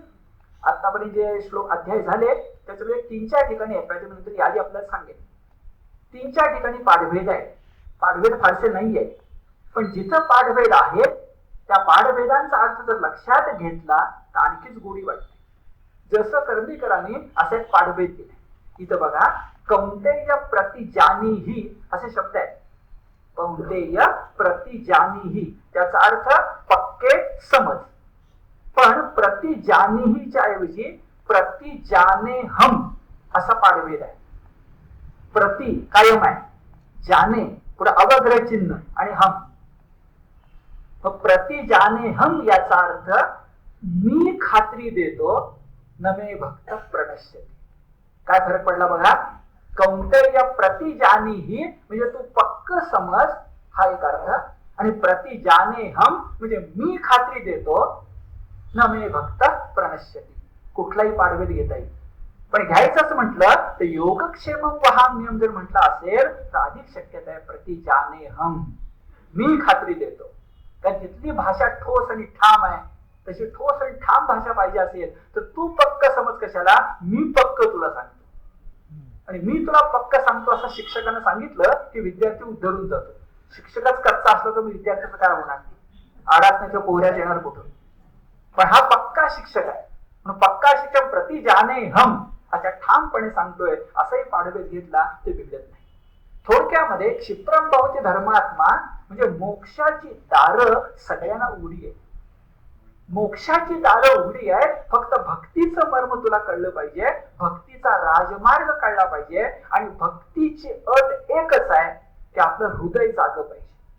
ती बुद्धीची ठेव नक्की आहे, भक्ती काही साधी गोष्ट नाही आहे, पण बुद्धीची ठेव असण्याबरोबर ती हृदयाची संपत्ती आहे हे विसरून चालणार नाही. भक्तीच्या राजमार्गामध्ये भक्ती अनन्य निष्ठा हीच लागते. आणि ती ज्यांच्यापाशी असते त्या सगळ्यांचा उद्धार मी करतो. क्षिप्रम भवती धर्मात्मा यासाठी अत्यंत महत्वाचा श्लोक येतो आणि ज्याच्यावर वादविवादी होतो. मी सगळं बोलू शकणार नाहीये, पण वादविवादाने स्पर्श करणार आहे आणि काही गोष्टी सांगणार आहे. अत्यंत महत्वाचा श्लोक आहे तो असा, मां हि पार्थ व्यपाश्रित्य ये पिस्यु पाप योनयः स्त्रियो वैश्यास्तथा शूद्राः क शूद्रास् ते पियांती पराम गतिम. शब्दशार्थ बघायचा तर पार्था, जे कोणी आजपर्यंत, शब्दशार्थ प्रथम बघूया मग बोलतो. जे कोणी आजपर्यंत पाप योनी मानले गेले किंवा स्त्रिया असोत, वैश्य म्हणजे व्यापारी असोत किंवा शूद्र असोत, ते अपि म्हणजे ते सुद्धा, ते अपि मां व्यपाश्रित्य माझा आश्रय करून पराम गतिम यांती परमगतीला जातात. आता वादवाचा संदर्भ जो येतो तो 2 ठिकाणी येतो किंवा 3 ठिकाणी येतो. एक असं पाप योनयः ठरवायचं कशाच्या आधारे. आज आपण ठामपणे 2012 मध्ये म्हणू शकतो की पाप योनीबद्दल जुन्या कालखंडामध्ये काही समजुती असल्या तरी आज कुठलीही योनी, कुठलाही मनुष्य प्राणी पापी नाही. त्या पाप योनीचा अर्थ वेगळा आहे, मी थोड्या वेळाने सांगतो. पण पाप योनिया हा शब्द वादाचा विषय कोणी घेत असेल तर आम्हीच सांगतोय गीतेतल्या पाप योनीचा अर्थ वेगळा आहे.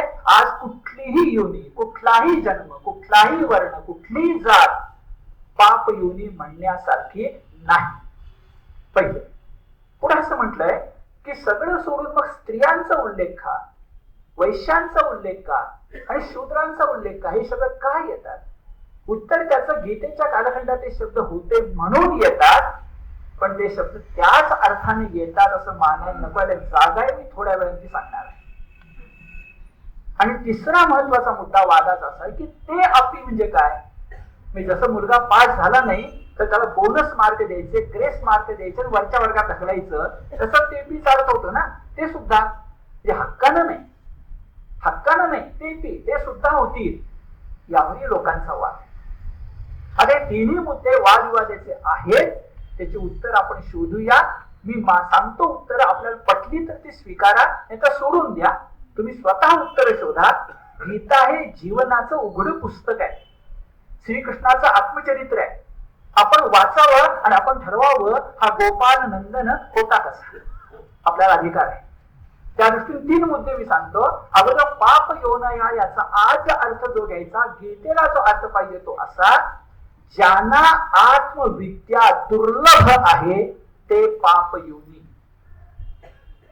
शब्द बघा, ज्यांना आत्मविद्या दुर्लभ आहे ते पाप योनी. आता जुन्या कालखंडातले सगळे मुद्दे तुम्हाला माहिती आहे. शिकायचा हक्क होता की नाही, अमुक होतं की नाही, सगळं आपल्याला माहिती आहे, जास्त बोलायला नको.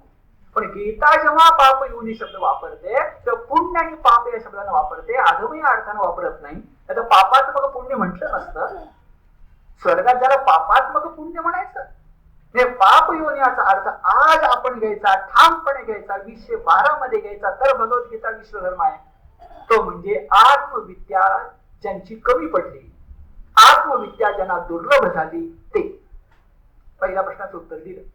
दुसऱ्या प्रश्नाचं उत्तर असं की स्त्रिया, वैश्य आणि शूद्र एवढेच उल्लेख का, आणखी उल्लेख का नाही, का नाही त्याचा विचार करताना पुन्हा ज्ञानेश्वरीला शरण जायचं. आणि ज्ञानेश्वरांनी भाष्य करताना याच्यामध्ये क्षत्रिय वाढवलाय. आपण काढून बघा. ज्ञानेश्वर फक्त स्त्री, शूद्र आणि काय वैश्य थांबलेले नाही. शब्द असे आहे क्षत्रिय, जे क्षत्रिय हा वाढवलाय. का वाढवलाय का थोड्या वेळाने सांगतो. म्हणजे क्षत्रिय पण आले, मग उरले कोण? उरले फक्त ब्राह्मण. आणि ब्राह्मण उरणारच याचं कारण गीतेच्या काळातला ब्राह्मण विद्या विनय संपन्न होता. तो जाती ब्राह्मण नव्हता, तो वृत्ती ब्राह्मण होता. हे लक्षात घ्या. मी माझ्या प्रबंधाच्या 1.5 पान लिहिलंय. जाती ब्राह्मण वेगळा आणि वृत्ती ब्राह्मण वेगळा. जन्माना ब्राह्मण वेगळा आणि ब्रह्म कर्म करणारा वेगळा. अध्ययन, अध्यापन, दान, प्रतिग्रह यासारखी जी 6 कर्म सांगितली, किंवा जाऊ दे ब्रह्मज्ञ, कृतज्ञ सारखा शब्द आणि कृतज्ञ, तसे जे कोणी ब्रह्मज्ञ आहेत ना ते पाप योनी. जे कृतज्ञ आहेत, जे ब्रह्मज्ञ आहेत ते पाप योनी. काही कारण असू देत, आत्मविद्या मिळाली नाही तर दिली तर घ्यायची इच्छा नाही. खूपदा असे असतात ते भरवायला आला तर तोंडच फिरव तर काय करायचं, करू शकतं ना, पण मिळालं नाही. म्हणजे वाढवलं ना क्षत्रिय. आणि मग क्षत्रिय वाढवल्यानंतर मग ज्ञानेश्वर क्षत्रिय का वाढवल्याचं कारण कळतं. पुढच्या श्लोकामध्ये स्पष्टपणे सांगितलंय की हे सगळे उद्धरून जातीलच बाबा भक्तीनं, मग ज्याला ब्राह्मणामधला ब्रह्मर्षी म्हणता येईल आणि राजामधला राजर्षी म्हणता येईल ते उद्धरून जाणार नाही, हे म्हणणं वेडेपणाचं ठरेल. जे पुढच्या प्रकाशात मागचं बघितलं की मागचे सगळे उद्धरून का जातील, तर आम्हाला माहिती उद्धरणार कोण, ब्रह्मर्षी. उद्धरणार कोण, राजर्षीवर. कोण आहे तेही सांगतो मी तुम्हाला, मग आले ते सगळे. म्हणजे हक्कानं पास होणारा कोण आहे, बुद्धीनं पास होणारा कोण आहे, ब्रह्मर्षी राजर्षी आहेच ना. शंका आहे काय त्याच्याबद्दल. अरे पण भक्ती जर करशील ना तर समज बुद्धी थोडी कमी पडली तर भक्तीच्या मापानं बुद्धीच्या पलीकडे जाऊन तो मोठं यश मिळवते. मग ते पियांती परांगतीम, यातल्या तेपीचा अर्थ ते सुद्धा का म्हटलं हे कळलं. पुढे जाऊया. पुढच्या श्लोकात स्पष्ट म्हटलंय किम पुन्हा ब्राह्मणा. अरे एवढं सांगितलं तर ब्राह्मणाचा तर वाद आहे का. अरे पण ब्राह्मण कोण. माझं विद्या विनय संपन्ने ब्राह्मणे गवी हस्ती श्लोक मी त्यावेळी घेतला की नाही मला आता आठवत नाही, पण त्यात अर्थातच बोलण्यासारखं आहे. तिथला ब्राह्मण हा नुसता ब्राह्मण नाही आहे. विद्या विनय संपन्ने ब्राह्मणे गवी हस्तिनी. आणि किती आपल्याला सांगू, एकीकडे गाय आणि दुसरीकडे कुत्रा. इकडे पुण्य आणि दुसरीकडे पाप, इकडे पुण्य आणि दुसरीकडे अधम, आणि दोघंही त्याच्याजवळ असतात. त्याचं नाव श्री दत्तात्रेय. आपण दत्तात्रेयाचं चित्र कधी बघितलंय? दत्तात्रेयाच्या चित्रामध्ये माग गाय असते आणि पुढे 4 कुत्री असतात. तो कोणी म्हणतं 4 कुत्री 4 वेद आहे, काय वाटतं ते म्हणता येईल ना? म्हणा की, आमचं काय म्हणणं नाही. अरे पण पुत्रच आहे ते सरळ, कारण तो जो गुरूंचा गुरु दत्तात्रेय आहे ना, त्याला गाय पण प्रिय आहे आणि श्वान पण प्रिय आहे. कारण जे जे भेटे भूत तेथे मानिसे भगवंत ना, हे सगळे लक्षात घ्या. म्हणून ब्राह्मण म्हणजे नुसता ब्राह्मण नव्हे, विद्या विनय संपन्न, तसं स्पष्ट आहे पुढे. ब्राह्मणाच्या पुढे विशेषण आहे पुण्य, आणि आधी पुढे शब्द आहे भक्ता राजर्षी तथा. आता एका अभ्यासकाने म्हटलंय की संस्कृत सगळीकडे घेता येतं, पुण्या भक्ता ब्राह्मणाला पण लावा आणि पुण्या भक्ता राजर्षीला पण लावा. अन्वय करता येतो, करा, माझा विरोध नाही. पण राजर्षी 3 पूर्वी येऊन गेले. मी श्लोक क्रमांक सांगतो, 3:20 आणि 4:2. 3:20 आणि 4:2 मध्ये जनक आलाय, मनु आलाय आणि इक्ष्वाकू आलाय. ते गीतेत आले, गीतेत राजर्षी आले. आणि जर गीतेत राजर्षी, जर इक्ष्वाकू आला असेल, मनु आला असेल आणि जनक तर आलाच आहे. आपल्याला आठवतंय ना लोकसंग्रह कुणाचा? जनकाचा. मग ते उद्धरून जातीला का सांगायला पाहिजे किम पुन्हा, म्हणून ते पियाती परांगती. अशी साखळी नीट आपण लक्षात घेतली की अनेक गोष्टी सुटतात. आणि मग म्हटलं अनित्यम असुखम लोकम इमम प्राप्य भजस्व माम. अरे बाबा, भगवान ज्ञानेश्वर म्हणतात तसं, जिथं माणसाच्या जन्मास आलास ना, तिथे इंगळाच्या हंतरुणावर झोपायला आलास. असं ते अनित्य आहे मुळी. त्या ठिकाणी भक्तीच्या पलीकडे तुला पर्याय कुठला आहे? तो पर्याय एवढाच असल्यामुळं तू कर. आणि तो पर्याय स्पष्टपणे सांगितलाय, मन मना भक्त, मन मना भव मद भक्तो मद्याजी माम नमस्कुरु मामे वैश्यसी युक्तैव आत्मानं मत परायणः. तर ते विग्रह बघा, एवं मत परायणः आत्मानं युक्त्वा. आता आत्मानं युक्त्वा म्हणजे आत्मविद्या आत्मसात करून, युक्त्वा आत्मानं आत्मविद्या. हे जर तू केलंस, आणि त्याच्या आधी 5 शब्द आहेत, मनमना मद भक्तो. तो मद्याजी म्हणजे काय बघा, ते देव नाहीये, मत याजी आहे. आणि याजी शब्दाचा अर्थ उपासना करणं. तर मद्याजी माम नमस्कुरु आणि मत परायण आणि आपण आत्मानम असशील तर तू उद्धरून जाशील. गीता पुनरुक्ती कमी वेळा करते. ते चरण अर्धे चरण येतात नाही असं नाही, तसं यावंच लागतं. एखाद्या शिक्षकाची आवडती लकब असते की नाही, तशी ती आवडती लकब आहे भगवंताची. ते शब्द पुन्हा पुन्हा येतात. पण ह्या श्लोकानं कमालच केली आहे. या श्लोकातले सगळे शब्द 18व्या अध्यायामध्ये आले. स्पष्ट दिसेल. श्लोक सांगतो 18:65. 18:65 किती सारखं आहे बघा. 18:65 मध्ये म्हटलंय, मन मना भव मद भक्तो मद्याजी माम नमस्कुरु मामे वैश्यसी सत्यम ते प्रतिजाने प्रियोसी मे. फरक इतकाच आहे, सत्यम ते प्रतिजाने. आता हे प्रतिजाने सुद्धा लाडका बघा, माशी तेच होतं, प्रतिजाने हम प्रतिजाने ही.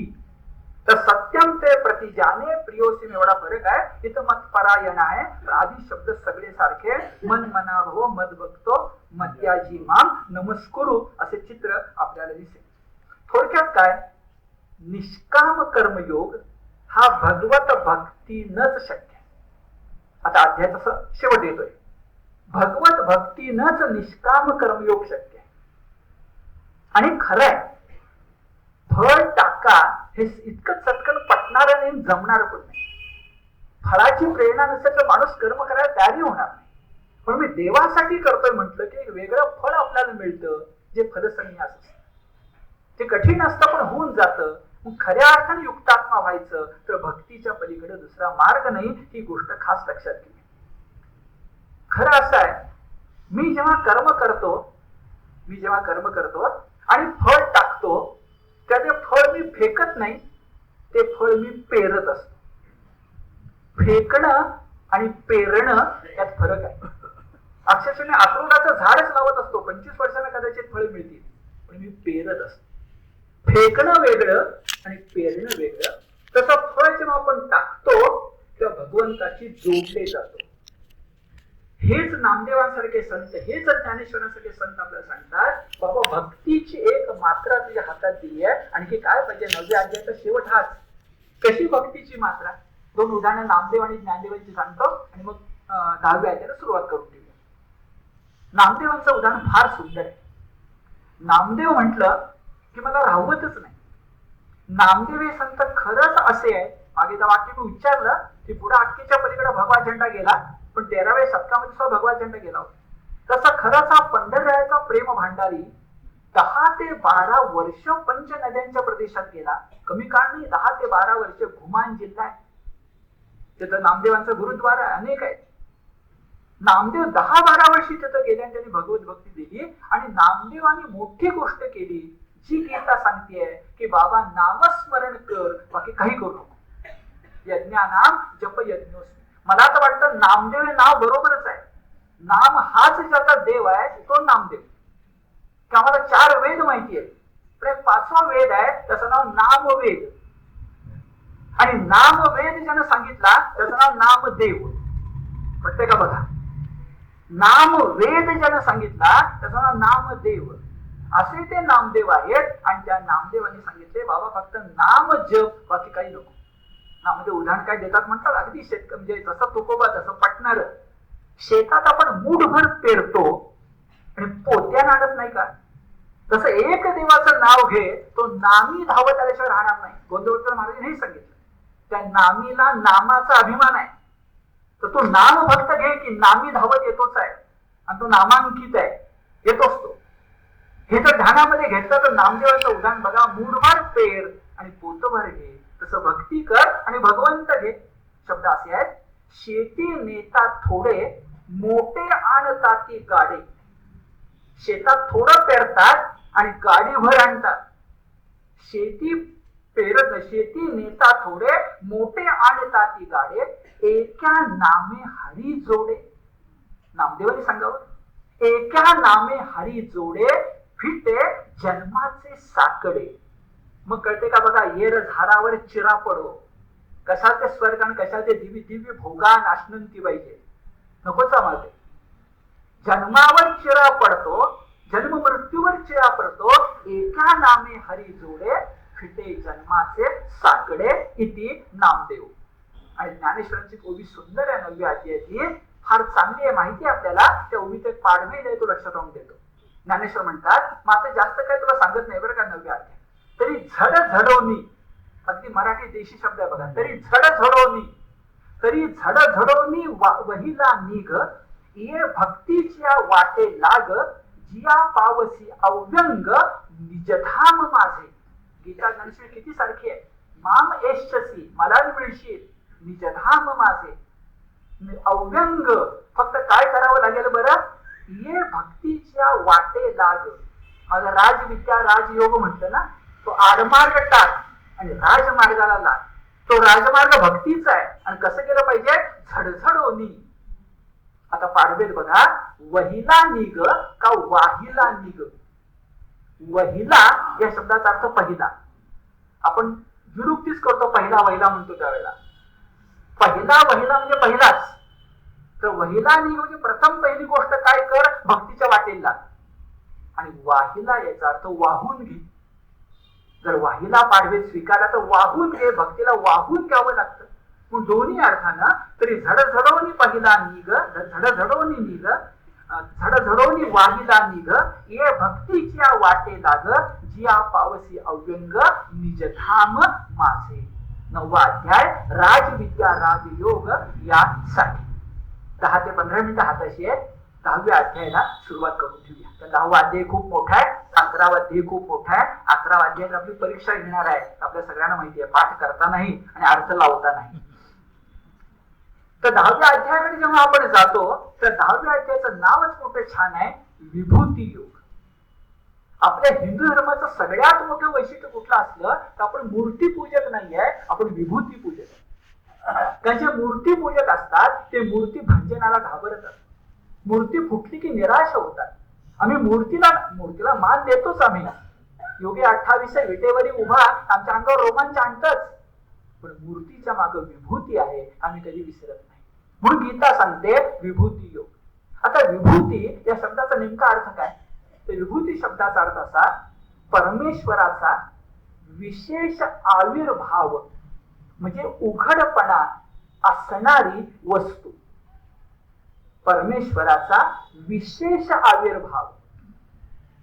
साधा नाही ना, जे जे भेटे भूत ते ते मानसे भगवंत आहेच, पण भगवंताचा विशेष आविर्भाव म्हणजे उघडपणा असणारी जी वस्तू, ती वस्तू म्हणजे विभूती. हे जे मी बोललो त्याला ज्ञानेश्वरीचा आधार आहे. ज्ञानेश्वरीमध्ये ओवी क्रमांक सांगतो 9,528, म्हणजे 9वा अध्याय संपता त्या 528 मध्ये म्हणतंय, म्हणून विभूतीचा ठावो अर्जुना दावीर सिद्धांचा रावो, तो आई का म्हणे ज्ञान देवो निवृत्तीचा. शब्द बघा, म्हणून विभूतीचा ठावो. ठावो म्हणजे स्थान, ठाव म्हणजे जागा, विभूतीची जागा, विभूतीचं स्थान म्हणजे मगाचा शब्द. विभूती प्रकट झाली, आविर्भाव झाला भगवंताच्या तेजाचा, तर विभूती म्हणतात असं लक्षात येईल. आपले भिडे शास्त्रींनी गीता सार मध्ये फक्त 2 वाक्यामध्ये अध्यायाचं बरोबर वर्णन केले. शब्द असे आहे, विभूती म्हणजे तेज. प्रथम सांगून टाकलं, सोपन छान. विभूती म्हणजे तेज, आणि गीतेला तेज आवडतो, तेजस्वीपणा आवडतो, दुबळेपणा भित्रेपणा आवडत नाही. आणि म्हणून भिडे शास्त्री म्हणतात विभूती म्हणजे तेज. पण पुढे सांगतात, ईश्वर बीज रूपानं प्रत्येक वस्तूमध्ये वास करतो. बीज रूपानं म्हणजे अध्यात्माची भाषा आहे, पुढे येणार आहे बीजाचा उल्लेख. तर परमेश्वर बीज रूपानं प्रत्येक वस्तूमध्ये वास करतो, पण ज्यात ईश्वराचे तेज उत्कटत्वाने प्रकटते त्याला विभूती म्हणतात. बीज आणि तेज शब्दात फरक आहे. बीज प्रत्येक वस्तू मात्रात आहे बीज, पण त्या बीजातलं तेज जिथं उत्कटत्वानं प्रकटते. एखादं झाड सरसरून वाढतं, बघा सुंदर दिसतं की नाही, पालवी आली छान दिसतं की नाही, तसं ते बीज तेज रूपाने जेव्हा उत्कट होऊन समोर येतं तेव्हा त्याला विभूती योग म्हणतात. आता या विभूती योगात काय आहे, चक्क पूर्वार्ध आणि उत्तरार्ध आहे. असं म्हणतंय, त्याला विभूती म्हणतात. हे पूर्वार्धात सांगून उत्तरार्धात मुख्य विभूतींचे वर्णन केलेले आहे. इथे उत्तर मिळतं आपल्याला की यात एखादी विभूती नाही म्हणून गीतेला विभूती मान्य नाही असं नाही.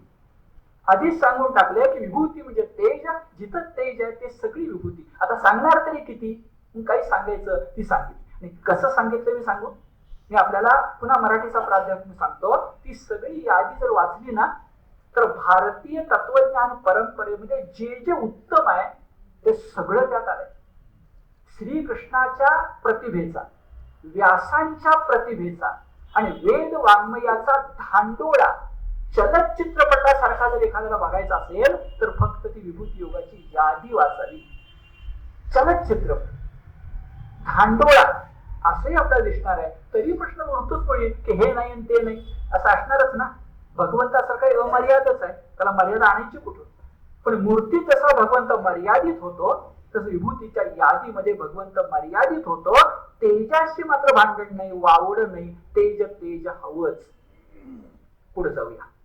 हा विभूती योग म्हणजे काय आहे बरं, तर विभूती योग म्हणजे आता जो 9वा अध्याय सांगितला ना, अनन्यनिष्ठ भक्ती योग, जे जे भेटे भूत ते ते मानिजे भगवंत, कंसात विकसित ज्ञान दृष्टी. आता थोड्या वेळी बाजूला ठेवा, पण जे जे भेटे भूत ते ते मानिजे भगवंत जे सांगितलं 9व्या अध्यायात ते विश्वामध्ये दाखवण्याचं काम आता 10वा अध्याय करतो. जे 9व्या अध्यायामध्ये जे तत्वज्ञान सांगितलं, अर्जुन विनंती करतोय खरा, पण भगवंत दाखवत्यात भूत मात्रात भरलो म्हणून सांगितलं ना.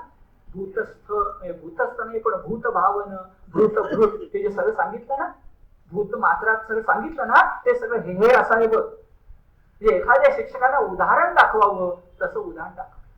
म्हणून लक्षात असं घ्यायचं की कर्म ईश्वरार्पण कर म्हटलं हे ठीक आहे, जगामध्ये भगवंत बघ म्हटलं ठीक आहे, पण हे जमणार आहे का. विनोबाने पुन्हा छान दृष्टांत दिला आहे. विनोबा म्हणतात की एखाद्या लहान मुलाला आपण शिक्षण देताना जुना कालखंडाचा पंतोजी काय करतो बरं, तर सुरुवातीला तो अक्षर ओळख घडवत असतो तेव्हा अगदी सोपी जी अक्षर असतात ती प्रथम सांगतो. ग म भ न यासारखी. विभूती योगात सुद्धा ग म भ न सारखी सोपी आणि हळूहळू कठीण अशी येणार आहे. पुढे आपल्याला कळणार आहे की द्यूताचा उल्लेख कशासाठी आलाय, वाईट गोष्टींचा उल्लेख का कधी सांगतो का आलाय तो. अरे पण तिकडही जावं लागतं, म्हणजे गम भन नंतर स श आणि श उच्चारायला सुद्धा कठीण, आणि पुढे जोडाक्षर, आणि गीता गंमती करते एका चरणात सुद्धा स येतं श तर श येतं, सगळंच कठीण.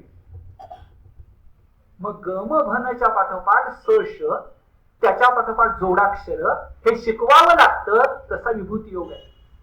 आणखी गंमत आहे, लहान मुलाला आपण ग छोटा पाठीवर काढून दिला आणि बाजारात एखादा मोठा ग बघितला तर त्याला शिकवावं लागतं, अरे हा छोटा ग आणि तो मोठा ग याचा अर्थ एकच आहे. लहान मुलाला वाटेल हा ग वेगळा आणि तो ग वेगळा, तुम्हाला मला वाटणार नाही, पण लहान मुलाच्या मनात विचार करा ना, पाठीवरचा ग वेगळा आणि हा ग वेगळा, ते शिकवावं लागतं. हा ग आणि तो ग सारखा तर वाङ्मयामध्ये प्रगती होते, काव्यातला रस घेता येतो. तसं भगवंताला विभूती शिकवावी लागली आहे, छोटा गम म्हण शिकवायला लागले आणि मग सांगावं लागले या सगळ्याच्या मागे परमात्मा लागलाय, हे अजिबात विसरू नकोस. विभूती योग एखाद्या कुशल शिक्षकानं उत्तम धडे द्यावेत तसा आहे. मात्र त्या विभूती योगाचे चक्क 2 भाग आहेत, आपण टिपून घेऊया. 1 ते 19 पूर्वार्ध आहे आणि 20 ते 42 उत्तरार्ध आहे. 1 ते 19 पूर्वार्ध आहे आणि 20 ते 42 उत्तरार्ध आहे. आता खरं म्हणजे पहिल्या श्लोकापासून सुरुवात केली पाहिजे. तर भूय एव महाबाहो शृणु मे परमं वचः यत्तेहं प्रियमाणाय वक्ष्यामि हितकाम्यया. हे गंमत आहे. सामान्यपणे अर्जुन विचारतो आणि भगवंत सांगतो, पण या 10व्या अध्यायात गडबड अशी आहे, गंमत अशी की भगवंत सांगायला लागतात. अर्जुनाला विचार काय कारणच नाहीये, आणि त्याचं कारण पुढे दिलंय की 9वा अध्याय ऐकल्यानंतर अर्जुनाचं मुखकमल इतकं प्रसन्न झालं, पुढे आहे अध्याय श्लोकात, की शिकवणाऱ्या शिक्षकाचा हुरूप वाढला. प्रियमाणाय शब्द आहे त्या ठिकाणी, असं घडावं चांगलं, गुरु शिष्य असे असावे. तर शिष्याचं मुखकमल बघून प्रियमाणाय तुला हितकाम्यया सांगतो असं पुढे येणार आहे. पण यानं सुरुवात केली पाहिजे, पण मी जरा पुढे जाणार आहे आणि पुढचे 2 श्लोक आधी लक्षात घेऊया, कारण ते 10व्या अध्यायाचं बीज आहे. त्यात अर्जुनाची विनंती आहे आणि भगवंताचं उत्तर आहे. कसं गागर में सागर ते शिंपल्यात समुद्र, त्या पद्धतीने ते 2 श्लोक कळले तर बाकी सगळी नुसती उदाहरण आहेत आपल्या लक्षामध्ये येत. ते श्लोक आहे श्लोक क्रमांक 17 आणि श्लोक क्रमांक 19. श्लोक क्रमांक 17 मध्ये अर्जुनाची पृच्छा आहे. खरं ती पृच्छा 10व्या अध्यायाच्या सुरुवातीला यायला पाहिजे होती, नाही आली, काही बिघडलं नाही. पण पृच्छा ही हुशार माणसाची आहे. विभूती म्हणजे तेज आविर्भूत होतं, पण हे मी ओळखू कसं असं भगवंताने विचारलंय, आपलं अर्जुनाने विचारलंय आणि उदाहरण दाखल सांग असे म्हटले. शब्द बघा, कथम विद्यामहम योगिस्त्वाम सदा परिचिंतयन् केषु केषु केषु केषु च भावेषु चिंत्योसी भगवन मया. माझ्याकडून हे भगवंता तू चिंत्य म्हणजे चिंतन करावं, पण फार छान शब्द आहे, केशु केशु भावोसी. 1 मिनिट थांबा. आणि भावाचा अर्थ आपण नेहमी भावना घेतो, भावाचा अर्थ इंग्लिश मधला मूड घेतो, पण भावाचा संस्कृत मधला अर्थ भूभव म्हणजे होणे, याचा अर्थ भूत मात्र म्हणजे पदार्थ. तो दगड असेल नाहीतर भक्त असेल त्याला भाव म्हणायचे. तर भावेशु म्हटलंय ते भावनेत म्हटलेलं नाही. केशु केशु भावेशु म्हणजे कुठल्या कुठल्या वस्तूत तू आहेस. चिंत्योसी भगवन मया. आपण ज्ञानसत्र चालवतोय, पण आणखी पुढे सांगतो वस्तू हा शब्द मुद्दाम आपण वापरूया, कारण तत्वज्ञानामध्ये परमात्म्याला वस्तू म्हणतात. चिंतनामध्ये वेद वाङ्मयामध्ये खूप काय चर्चा करतात, ती वस्तू ती वस्तू ती वस्तू असा उल्लेख येतो. हा वेदांती लोकांचा लाडका शब्द आहे वस्तू. इथे तोच वस्तूच आहे, पण त्याला भाव म्हटलेला आहे. तर केशु केशु भावेशु चिंत्योसी भगवन मया कथम विद्यामहम योगिन. त्या योगीराज कृष्णाला विचारलंय, त्वाम सदा परिचिंतयन्. तुझं कुठल्या विभूतीच्या अंगानं पुन्हा पुन्हा स्मरण करावं बरं. अरे नदी कळली, पण गंगा म्हटलं की काय अडचण आहे का. आणि काय आपण भारतीय बघा, कुठल्याही नदीवर स्नान करत असलो ते हरगंगे भागीरथी म्हणतोच. ते कुठली नदी? मी वारणा नगरला होतो. वारणे स्नान करायचं आणि म्हणायचं मात्र हर गंगे भागीरथी. ही विभूती आहे. एक सांगू आपल्याला, विभूती योगामध्ये विभूतीचा योग म्हणजे विभूती समजून घेता घेता विभूती मागचं तत्व समजून घ्यायचं, त्याचा अर्थ विभूती योग. ही शेवटी सांगणार आहे. विभूती योग म्हणजे काय? योग म्हणजे जोडणे. काय जोडायचंय? तत्वाशी आपल्याला जोडायचंय. अमक्यात अमुक तमक्यात अमुक याच्याशी नाही जोडायचं. विभूती योग म्हणजे विभूती तत्वाचं चिंतन. म्हणून अर्जुन विचारताय, कथम कथम योगीस्तान सदा परिचिंतन केशु केशु भावेशु चिंत्योसी भगवान मया. हा झाला छोटा प्रश्न आणि त्याचं मोठं उत्तर देऊन टाकलंय की त्याशिवाय काही उरतच नाही. ते म्हणजे 19. हंत ते कथयिष्यामी. हंतचा अर्थ अरे रे किंवा अरे असा नाहीये. अरे अर्जुना प्रेमानं म्हटलंय. अर्जुना किंवा असं म्हणा, नेमकं हंत म्हणजे ठीक. शिक्षक बोलताना म्हणतो ना ठीक, आता पुढे ऐक, तसं ते हंत. हंत म्हणजे ठीक. ते कथयिष्यामी, मी तुला सांगतो बरं का. काय? दिव्या ही आत्मविभूतया माम दिव्या आत्मविभूतया. मी आत्मविभूती सांगतो, मात्र अट आहे दिव्य म्हणजे निवडक, वेचक. तेवढं कळलं की बरंच कळेल. सगळं किती सांगणार? आयुष्य पुरणार नाही. हंत ते कथयिष्यामी दिव्या ही आत्मविभूतया. स्पष्टपणे म्हटलंय प्राधान्यतः कुरु श्रेष्ठ. ते कुरुश्रेष्ठा ते प्राधान्यानं सांगणार. आणि पुढे म्हटलंय नास्ती अंतो विस्तरस्य मे. नाहीतर माझ्या विस्ताराला अंतच नाही. गोष्ट अगदी खरी. तोच भगवंत जो अमर्याद असतो, तोच समुद्र ज्याची खोली कळत नाही, तोच भगवंत माझ्या विस्ताराला, आणि खरंच विस्ताराला मर्यादा नाही त्याच्या. पण कुरुश्रेष्ठा तुझ्या इच्छेसाठी जरी मी विस्तारशील असलो, तुझ्यासाठी निवडक, मर्यादित, वेचक असं सांगतो. आणि शब्द विभूती, आत्मविभूती, दिव्य अशा प्रकारची. म्हणून श्लोक क्रमांक 10, 17 आणि 10, 19 हे पूर्णपणे विभूती योगाचे दोन्ही अर्थाने महत्वाचे आहे. एक विभूती कोणत्या सांगणार तेही, आणि विभूती मागचं तत्व कोणतं सांगणार तेही. 17, 19 हे बोलून आपण थांबूया आणि बाकीचं पुढच्या शनिवारी. सर्वांना मनपूर्वक धन्यवाद.